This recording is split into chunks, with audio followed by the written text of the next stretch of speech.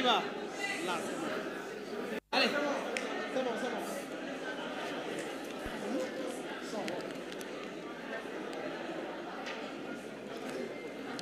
Bonjour.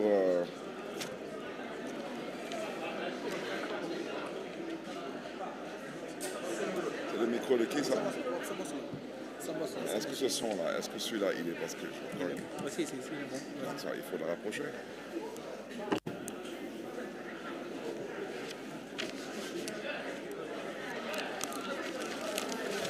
Bon.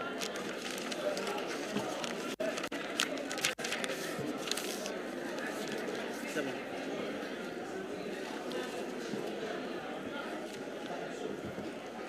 Bonjour, chers amis de la presse.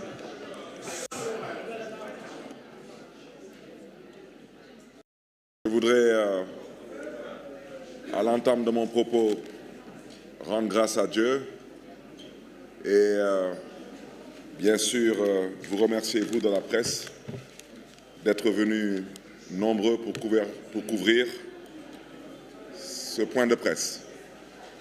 C'est un point de presse, avec votre permission, où je vais dérouler sur 3 points. Et je commencerai d'abord en français. Ensuite, je ferai une synthèse de cela en Wolof. Et je vous remercierai de bien vouloir ne pas poser de questions parce que ce n'est pas une conférence de presse.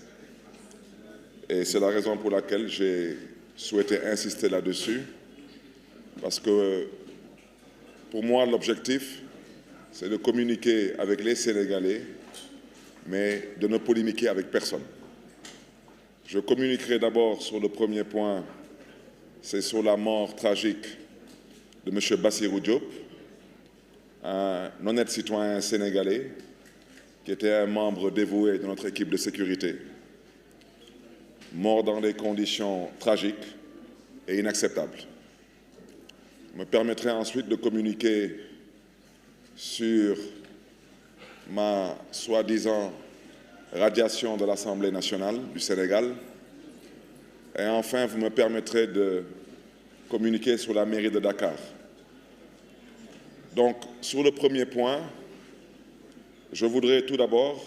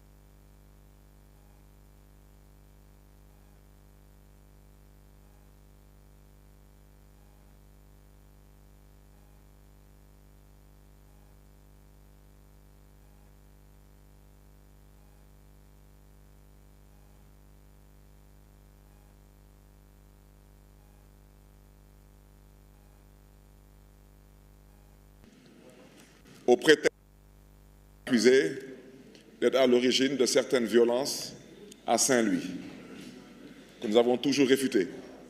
Et tous ceux qui ont suivi le procès savent très bien qu'il n'y a jamais eu de violence à Saint-Louis. Ce qu'il y a eu, ce sont des provocations. Et ce qu'il y a eu, c'est ce qui se passe quasiment dans toutes les campagnes électorales depuis que le Sénégal est le Sénégal. Ce sont des échauffourées. Et pour ça, parce qu'on a voulu faire plaisir au prince, on a décidé d'arrêter sur 41 convois, on a décidé d'arrêter qu'un seul convoi sur 41. Et je voudrais dire qu'il ne s'agit pas d'une arrestation, mais plutôt d'une agression.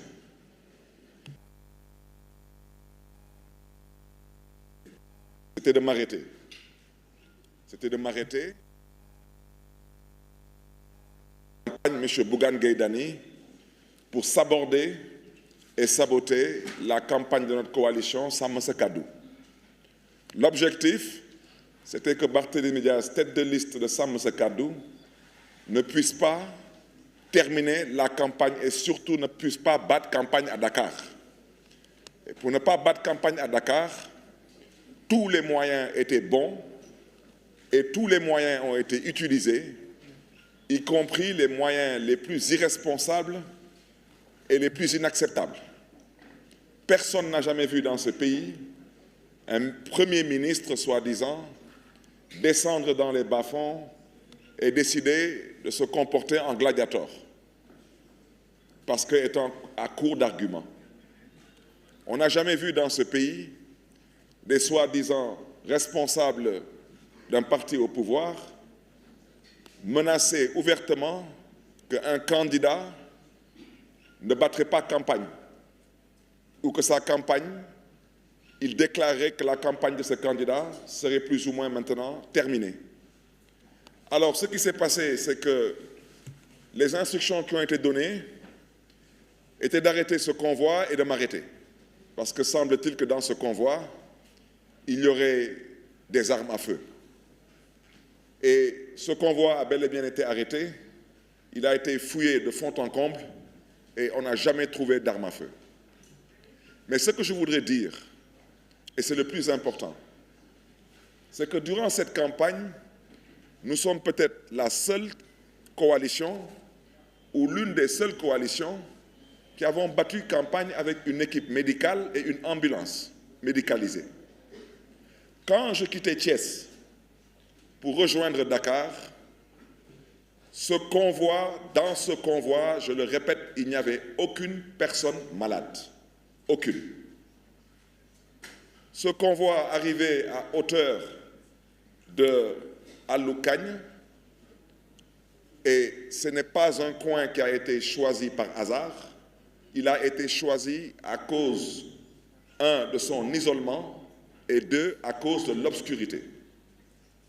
Ils ont intercepté le convoi par le biais des éléments de la brigade d'intervention polyvalente, avec des véhicules blindés, et il y avait plus d'une centaine d'éléments de la BIP, tous encagoulés, et ils m'entendent.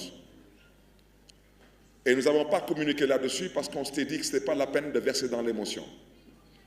J'accuse les éléments de la BIP, je le répète, d'avoir tiré sur les éléments de notre sécurité et d'avoir engendré des blessures, et ils m'entendent.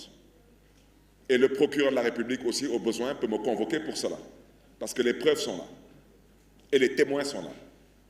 J'accuse les éléments de la BIP d'avoir agressé les éléments de notre convoi, particulièrement les éléments de notre sécurité, avec une violence inouïe et une violence inacceptable.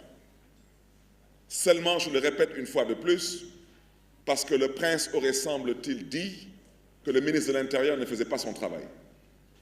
Alors, faire votre travail, chers policiers, ce n'est pas de tirer sur d'honnêtes citoyens.